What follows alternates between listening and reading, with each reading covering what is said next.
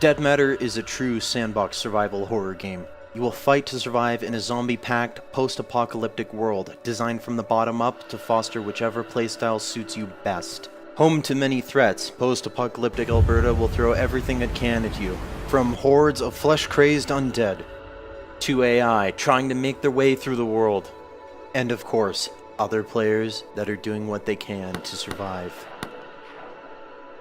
Though above all else, mistakes are killer.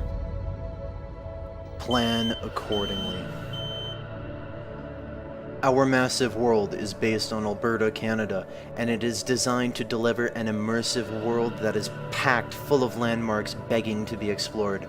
We've developed a huge variety of procedural generation tools with artist control in mind. These tools allow our very small team of artists to deliver a large, detailed, and immersive world.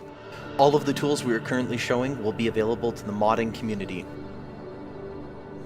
In addition to procedural generation tools that we created, we also created a metagame system that helps us keep our massive 400 kilometers squared world fresh and interesting.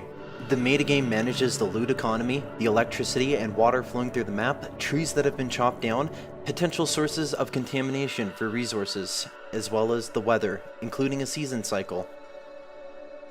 AI and zombie movement are also tracked via the metagame and can trigger events, especially if there's a large group or horde present. These events can be interacted with and will result in potential rewards or penalties depending on your actions. Our largest design goal is replayability. Experienced players, especially those that enjoy the PvE and cooperative elements of our game, will find every session to be different from the last. This is important because we want to play our game too. There is also a variety of buildings that you can choose to reclaim in order to aid your long-term survival. This quiet, unassuming suburban home is our first example of a building that you can reclaim. That, yes, you can move furniture around, you can place lights, lanterns, generators, anything, even barricade your own windows the way that you want.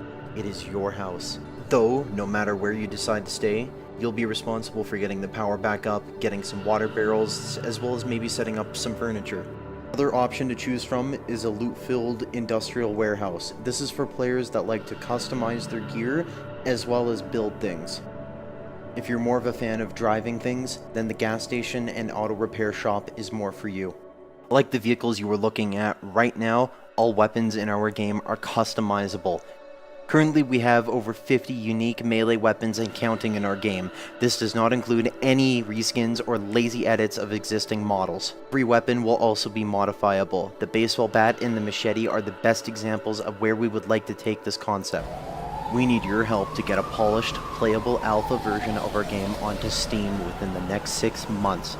We will need to be able to hire essential personnel to work full-time until we hit our planned release date, and with your help, we can make it happen. Please check out our backer rewards, as we have plenty of options available, such as a park bench, a road, or even an entire town being named after you for your contribution.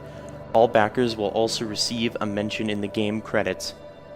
We take your support and voice seriously, so drop any suggestions, ideas, or thoughts you might have on our forums or social media, where we plan to communicate development progress, including vlogs, screenshots, and community QA sessions.